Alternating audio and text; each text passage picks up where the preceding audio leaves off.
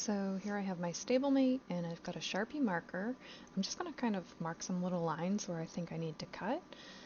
With this model, I've got a pretty good idea of where I'm going to cut, and the lower part of the legs is pretty dark, so even if I mark it, I'm not really going to see it. I probably should have used like a silver Sharpie, but that's okay. So I have my lines, and now I'm going to go in and I'm going to get my Dremel and I'll start cutting. I'm also going to make a little line here in the back leg. So I want this model to stand on its hind leg, and I just need to cut that so I can reposition it and angle it differently. That way the horse looks like it's rearing up on one hind leg. It's going to have a long flowing tail, so that'll support most of the body weight. Now I've got my Dremel here, and I'm just going to start cutting. And I'm just removing enough material that I will be able to bend the leg here. I don't need to remove a lot of material, and I don't want to cut all the way through, so you can see I just made a small cut, and when I'm all done with cutting everything, I'm just going to go in with a heat gun and warm up the plastic. So here I have my heat gun, and I'm just applying some heat to this part of the leg, and I try to rotate the model pretty regularly. If you keep the model in one place, it's going to cause the leg to get too hot, and then the plastic is actually going to bubble, and it'll kind of create these unsightly spots that, I mean, are fine if you're doing a custom like this, because I'll end up sanding it down anyway, so it doesn't really matter if it bubbles, but it just makes it a little bit easier if it doesn't. So now that I've got it all heated up, I'm just going to give it a little bend. You really want to be careful when touching the plastic. It is rather hot. So here I place the horse down on its hoof, kind of in the position that I want it to be. And I just hold it there for a second. By holding it, it kind of allows the plastic to cool off a little bit, which will make it nice and sturdy. So now that that's all set, I can go in and cut a little notch out of the shoulder. So this is going to give me room so when I move the leg forward, I'll be able to just kind of push it forward without any resistance. I'm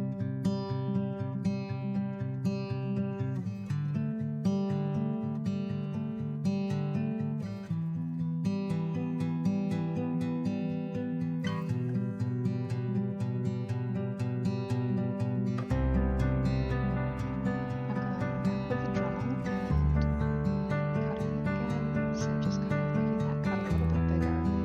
I really want to remove plenty of plastic so when I heat the leg up I can bend it forward.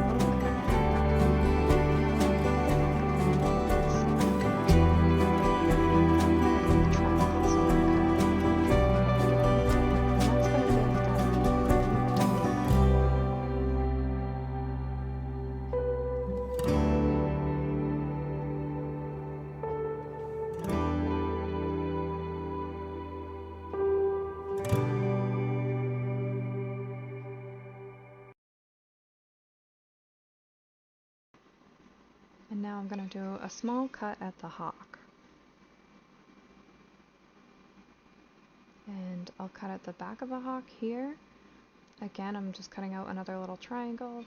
That way when I bend the hock, there's room for it to move. So I just gently pull away that plastic, being careful just because it is hot. And I'm going to warm it up with my heat gun. So I'm just applying the heat. And it does take a little while to heat it up. It can take anywhere from 30 seconds to a minute or two to get the plastic hot enough.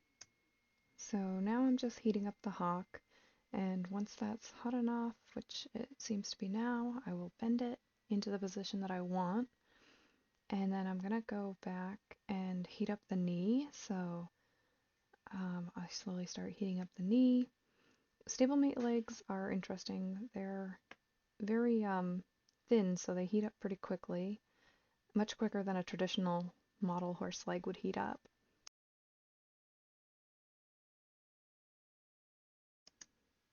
You'll see here in a moment when I go to position this leg, I really have to be careful because the whole leg is going to want to just bend. It's going to be very soft and very flexible and easy to move. So I've got to be careful and kind of really control where the leg goes and how it goes into that position. Again, it's hot, so I'm being careful and just holding it with the tips of my fingers. And I hold the leg long enough for it to start to cool off, just so that it will remain in the position that I've put it. So here I'm just kind of checking everything, making sure everything looks good. So I did go in and heat it up a little bit more, and now I'm just bending that hock just a little bit, or that pastern just a little bit more. And now I'm checking it again, just to see how it's going to look when it's all done. So I've decided to cut away here, just to kind of bend that leg a little bit more, so my model doesn't look quite as awkward. And I'm just going to cut out a triangle, and I'll do the same process. Heat it up and bend it.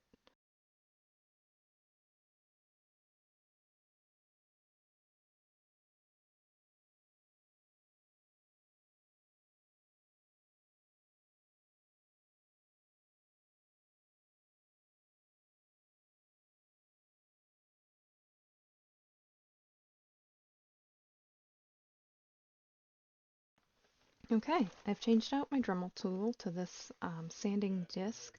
I don't really like the little drum sanders. I find that the little sanding piece always flies off of them. I don't know if anyone else has this issue or not, but I do. So I like this little wheel better. It's got a ton of little 80 grit pieces of sandpaper, and it has been so helpful and useful for me. So I love this tool.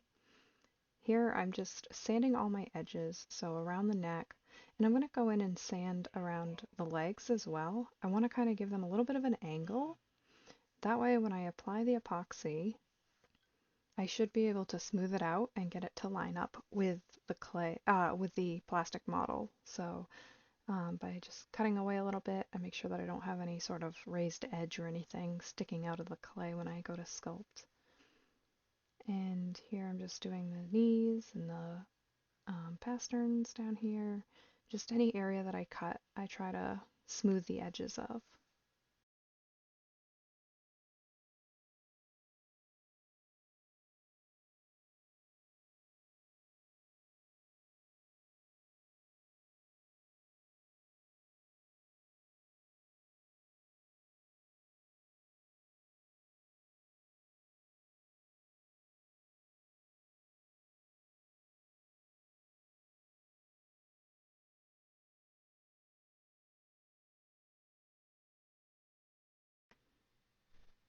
Okay, so here I have switched out my Dremel to a drill bit,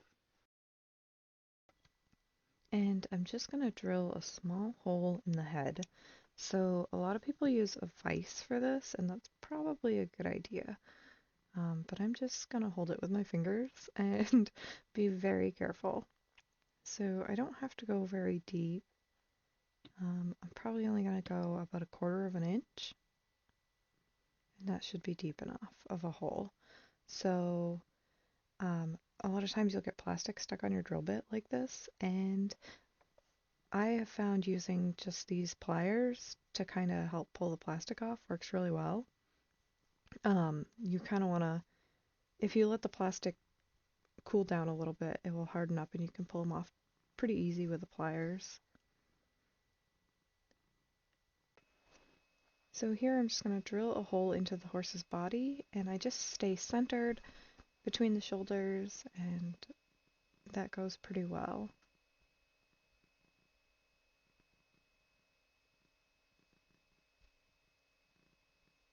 Now, using a little bit of super glue, I'm going to attach the wire.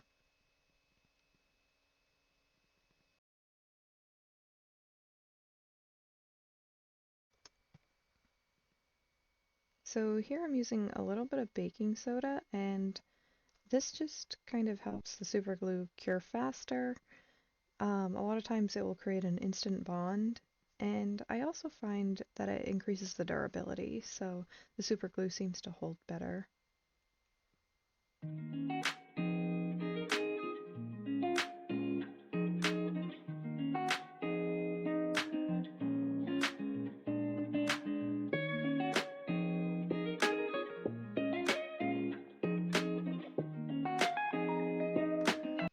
So at my model's head here, and I'm just going to use my pliers to bend the wire so it's somewhat positioned how I want it, and I'm going to put that in the hole and see how long it is.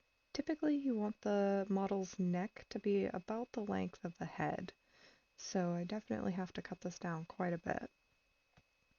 And I just snip off a little bit with the pliers and put it in the hole. So I might have cut off a little bit, but if I kind of bend the neck, it's gonna be a lot better.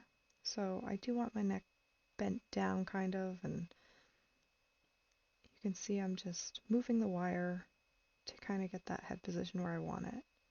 And right there it actually looks pretty good, so it looks like it might be close to the right length. And I'm just gonna hold that in place while I grab my super glue. So, alright, that's what I want.